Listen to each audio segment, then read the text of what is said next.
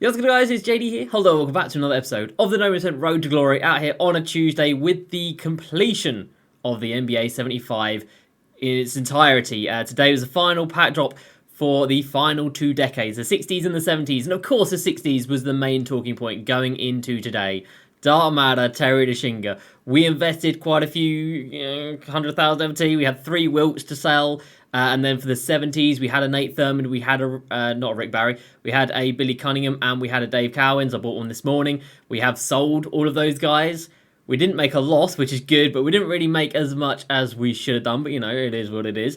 But as of right now, we can get a bit of gauge of the price of these sets. And oh my goodness me, they are expensive. So we'll go through all the new players, because there was 11 new players added in these sets. The pacing of the NBA 75 sets is just so bad from 2K, but it is what it is. We'll talk about whether or not they're worth it. Talk about the packs I opened up, which weren't great. And of course, we're going to cash in 10 bits of Glorious MT, which should hopefully put us back to 1 billion MT. But we'll have to wait and see. So let's go ahead and jump into it. If you're new to the channel, make sure you go ahead and subscribe for the daily videos. And check out facebook.com/JDCrossover for the daily streams. Right, do we have anything going on in the agenda? Well, the answer is a big fat no, isn't it? What day is it today? Tuesday. We've got the 60s and 70s here. Do all of that for one badge pack. How about that for a reward? Oh, yeah. Yeah, that's awful. But there are 11 sections there. If you need XP, there you go. There's, I don't know how much there, 20k, something like that. There's probably more than that. There's a lot of XP if you need it. But obviously, most people are pretty much done with XP at this point. Nothing going on down here. Oh, there was a new challenge, actually. I tell a lie. New challenge for the 60s, 70s. A little bit OD for no reason. Win the game and get 20 rebounds as a team in a 60-point triple threat game. 20 rebounds? That's so unnecessary. So you do have to farm offensive rebounds. You're not going to get that naturally, so you have to manipulate it. You have to farm offensive rebounds, but then, of course, it is possible. Now, yesterday, we opened up our diamond box in the unlimited tier. We got the final game, and we got into the pink diamond tier. And now, we are one win away from that pink diamond tier. Don't mind if I do. So we're up at 9 and 4. We need one more win. We can afford two. I can afford one loss, can't I? No, I can afford 2 losses. 6 wins won't reset me, will it? No, 6 wins won't reset me. So I'd have to lose 3 in a row to not get promotion, which would make me incredibly sad. So tomorrow's video, we're going to have this final game in it, and then, assuming we win, we will open up the box as well. So tomorrow's video, our Hoff badge and some unlimited gameplay. It has been testing today, to say the least. There's been many things that have been going wrong. We've just about kept our head, just about kept ourselves in check, but I have been on the very edge of my seat about selling some of these cards, because these guys are expensive. Kawhi is up at like nearly 500k, and there was one earlier with 35 Hoff badges, bearing in mind mine has 36, that sold for 888k, so pretty much 900k for a Kawhi. That's an absurd amount, and there's also been a few Bol that have gone for over 300,000 MT, which haven't even got the badges that my one's got. They don't even have like Interceptor. You got Blindness Limits, Quick First Step, which I have, but they don't have the Interceptor, which really sets mine apart, I feel like. And there's a few up that have got a couple of bids, not many. So I kind of want to get the pink diamond box. And then, Cincy Powell, do I really care enough to put myself through the stress of mental torture that is unlimited in this gameplay this year? I don't think I do. So I think we probably will sell up after we hit that pink diamond box, which hopefully will be tomorrow. But we'll have to wait and see. So, anyway, let's talk about cashing in some MT. So, for our investments, we had 3... That's Dolph Shays. His price. We had 3 Wilt Chamberlains, which we picked up for 190, 195, and 200, something like that. We had a... where are we? We had a Billy Cunningham, which picked up for 70. We had a Nate Thurmond, which we picked up for 49. We had a Dave Cowens, which I actually managed to pick up this morning for... Bro, he's 10k. There's no way. Here's a little bit more than that. We picked up this morning for 131,000 MT. So let's have a look and let's talk to you guys about everything that's going on here, because there's a lot of MT, there's a lot to discuss. So, Wilt Chamberlain number 1, Issa L, 151k. You don't like to see it. Wilt Chamberlain number 2, Big Dub, 270k. You don't mind it. Let's get rid of the smaller amounts here, actually. So that cat's irrelevant. This Elvin Hayes we pulled in packs today. And we also pulled a Giannis, and that is just sad. We opened up 12 packs today. we pulled one opal, and it was Giannis, which they don't even say is a card that you can pull in here. But yeah, out of all these new opals that are worth hundreds of thousands of MT, and power forward specifically in Dolph Shades, we managed to pull Giannis, which, yeah, sucks. We only got 30k for him. We sold our Diamond Dynamic Ratings Cat this morning for 44k. He has gone up to Dark Matter, and the Dark Matter is now worth like 10k. So when he was a Diamond, he was worth 44k, and as a Dark Matter, he's worth 10k. It is what it is.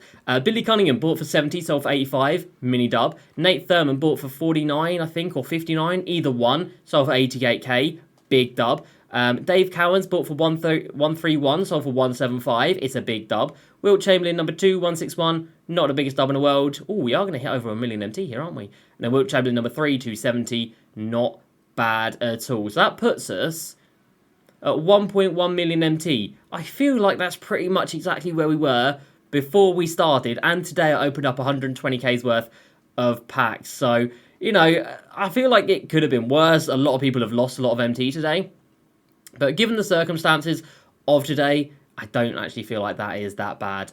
It was pretty apparent yesterday that there were so many people that had invested in Wilts and Jerry West. And as you can see, I've actually got a Jerry West here because his price has deteriorated to a level that's just ridiculous. He was 500k literally this morning. He's now 10k. I bought mine for 10,000 MT. So cheap. So let's talk about these new players that dropped today, whether or not they're good or not, and whether or not they're expensive or not. So Bill Sharman comes through. His debut in my team, never been in my team before. He's 6'1", and he can't really drive. So, you know, as good as he is, he's not very good. He's coming in at around 100-ish. I mean, he's very, very rare. 100-ish to 150k. Next up, we have got Bob Pettit. He is not very good. 6'9", bad driving, 77 layup, 80 driving dunk. 86 speed, 86 acceleration, 86 lateral, 6'9" centre, power forward. Just nothing special, realistically, in Bob Pettit. And his price kind of reflects that. He's hovering just about over 100k, but he will most likely become a buyout in the not too distant future. You then got Wilter Stilt, and he has crashed. He is coming in at right now about 70 to 80k. There are just so many of them up. It's ridiculous, but about 70, 80k for Wilt Chamberlain. You then have Elgin Baylor, who's actually a very solid card today. One of the better cards that we actually got in terms of usefulness. 6'5" shooting guard, small forward, so only a 6'5" shooting guard. But he's brilliant across the board, really nice. He doesn't have X and base like he used to in previous 2Ks. He does have Brook Lopez base, but it is on quick. It's got clamps, interceptor, intimidator, posterizer, rebound chaser, quick first step. No shooting badges though, which is a bit of a shame. And he's up about 150k, so that's expensive. But nothing is as expensive as Dolph Shades. My lord, ladies and gentlemen. Now, we kind of knew that Dolph Shades would be the most expensive card that dropped today, because he was going to be the best card. However, I don't think anybody predicted 500k. Dude. So 6'8", power forward centre. They didn't make him power forward small forward, which would have made him OD, but power forward centre like his other card. 95 layup, 85 dunk. His dunking didn't change from his pink diamond card. His speed did not change from the pink diamond card, still 89s across the board. It's a nice upgrade. His tendencies are actually significantly worse. Tendencies on the pink diamond one are cracked. These tendencies are bad. He does have Rim Protector now, Interceptor, Intimidator, Limitless, Sniper. You know, it's nice. Is the card worth 600k? Obviously not. And what does that mean for Terry Dischinger? Well, it means you're paying, we'll say 500 there. Then you're looking at 600. Then we'll say 700 with Wilt, including all this rubbish down here. So you're looking at about 700k. Then you're looking at another 100,000 MT in Bob Pettit. So that's 800,000 MT. And then you're looking at 100. Oh my god, he's 200k. 5, 6, 7, 8. Yeah. Right now, at the time of recording this on PlayStation, you are looking at about 1 million MT for Terry Dischinger. 1 million MT. Now, obviously that's never worth it. I'm never going to say a lock-in is worth it. You know, somebody left a comment the other day which I think is really good. 2 rules as a no money spent account: don't open packs and don't lock in sets. And that is, you can't really go wrong if you do live like that. So let's just take a normal Terry here. Pink Diamond one, of course. And what's he got added to him? Well, stats-wise, the Dark Matter is pretty much the same. Tendencies have not changed. I believe they're exactly the same as well. He doesn't get things like Interceptor. He does get Clamps. He does get Hoff Limitless, which is really, really nice. He's already got the Posterizer. He doesn't get a change in jump shot. He doesn't get a change in animations. So he's still got Rudy Gay on quick. He's still got quick dribble style. He is still 6'7" with a 7'3" wingspan. So the card itself is good. However, when we've had Cedric Maxwell with a very quick release and Chris Mullin with a very quick release, you would have expected Terry Dischinger to have a very quick release. But they didn't do that, and they didn't make him as good as people quite expected him to be. So for that reason, the hype kind of died down a little bit, but then I guess it's gone to the moon again. Like, what on earth are people doing, man? So for me, I was kind of on the fence. I was like, you know, if he's a reasonable price, I'll maybe think about it. $1 million NT, ain't no reasonable price. If we could get him for like 500k, then I was like, maybe, but no. No. So let me know down below, have you locked in for Terry? Are you thinking about it? What would be a price that you'd be okay with locking him in for? One thing I will say about the 60s set, if you lock him in, you've got your 2 or 3. Dolph Shays could be your 4. Elgin Baylor could then be your 2, so Terry Dischinger with the 3. So you can have your shooting guard, small forward, and power forward kind of locked in. And then if you're comfortable with Wilt Chamberlain, you could have your 5 as well. So for one lock-in, you could have 4 out of 5 as starting lineup. That's pretty cool. And then if you are crazy and want to use a 6'1 centre, then a 6'1 point guard, then by all means, and then don't use Bob Pettit. And you're not going to use any of these dudes down here. So, you know, value for locking in is not too bad. Moving over to the 70s set. As you can see, I picked up a few of these guys already because, well, they are dirt cheap. And for good reason. So, Earl Monroe, 6'3". Just an average point guard that can't really dunk. You know, incredible everywhere. But because he can't really dunk, there's plenty of cards that can dunk. And he doesn't have any shooting hoffs. So he's just kind of there. Elvin Hayes next up, 6'9" big man. Right, the amount of 6'8", 6'9" big man today, ridiculous. Can't really shoot, not the best driving. Very good defensively, but, you know, moving on. Dave Dubucher, 6'6", small forward, power forward. Now, defensively, this card is a demon. 90 plus defensively everywhere, and 95 lateral quickness. Badges, I think all 12 of these are defensive halves. All 12 of those are defensive halves. But it gives you nothing else. And you can buy a Scottie Pippen who gives you that defense and a little bit of something else. But you can't get any of that with Dave Dubucher. So that's a bit of a drawback of him. We then move on to the bottleneck of this set. Rick Barry at 400,000 MT. My goodness. Now, the card itself obviously is going to have a horrible release because it's Rick Barry. It's a nice card. You know, it's solid enough. The badges aren't great. Quick first step, sniper, and bullet passer are nice. But other than that, you got 16 badges that aren't great. 400k, though. We'll keep that in mind for Artist Gilmore. We've got Jerry Lucas coming in at... Is he 100k? I don't know if he is 100k. He might be. 84k without a bid.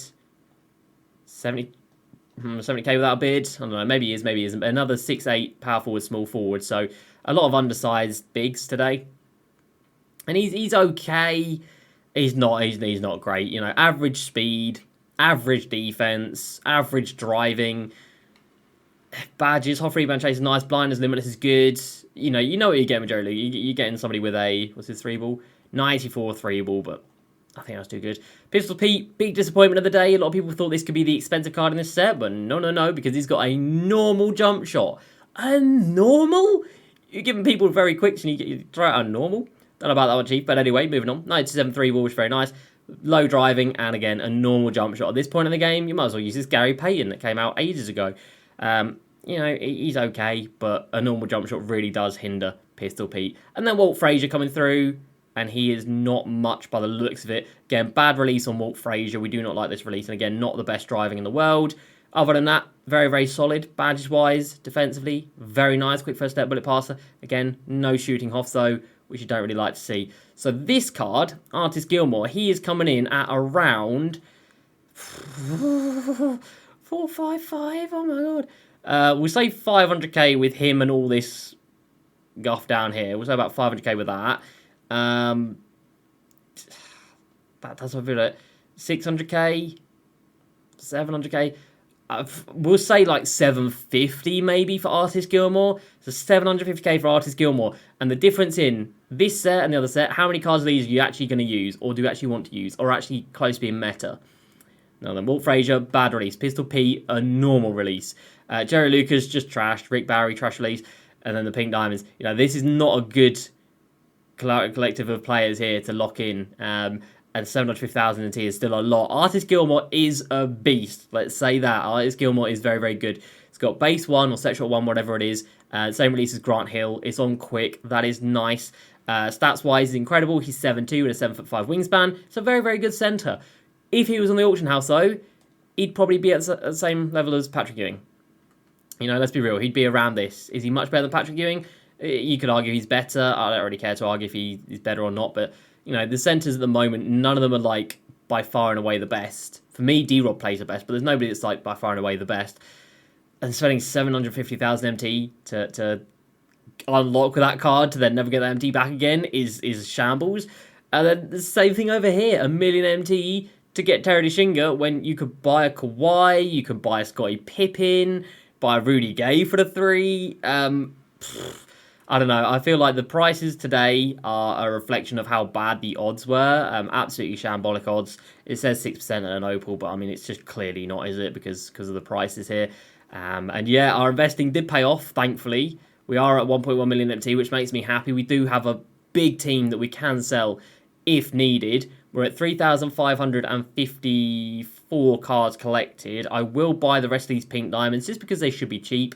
Dave Cowan's coming in at like 10k. Nate Thurman will be about 10k. Yeah, and Billy Cunningham will come down to about 10k as well, I would hope. Yeah, he's definitely going to come down to about 10k, so that's fine. So it's a few more cards for the collector level. We'll add another 3 in, which was a 3,558. Not too far away from Alex English, but that's going to do it from today, everybody. We made a little bit of profit off of our investing. We then lost a lot of MT on packs because 2K do 2K type things. But tomorrow we get a Hoff badge, and that's always a good day. So unlimited gameplay tomorrow, 9 and 4. Hopefully in video we can get it 1 and done. The team is gorgeous, and I'll be honest, I feel like the team will be dismantled after that game. After tomorrow's video, I feel, look at that, it's already at 600k, an hour and 20 minutes out with 39 Hoffs. I feel like that team's going to get dismantled after tomorrow. We can easily run with, you know, untradeable cards for a little while. We've got so many. I mean, like, we could run with this bench unit here with Gary Payton, Ray Allen, Jason Tatum, Karl Malone, and probably not Pau Gasol, if I'm honest. But maybe a different centre. But, like, we could run with these guys. We've got Jar here that we don't use.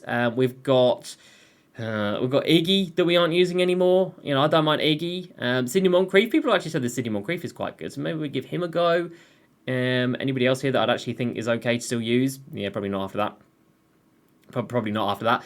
But yeah, I feel like we've got a lot of MT in this club. We are looking to move and groove forward in the collector level, and we need a lot of MT to do so. But anyway, we'll figure that out moving forward. But as for Terry Dischinger today, a little bit of disappointment. If you have a Terry Dischinger here with 20 odd Hoffs, just hold on to him. You know, you were able to get very, very highly badged out Terry Dishingers for not much. And it looks like they've all been snapped up now. And I'm not surprised. So that's going to do it for me today, everybody. Let me know down below. Have you locked in for Terry? Have you locked in for artists? What's your price? Are you happy? Are you sad? Are you somewhere in between? Let me know down below. That's going to do it for me today. Hope you guys have enjoyed. As usual, please like, subscribe. I'll see you next time. And peace.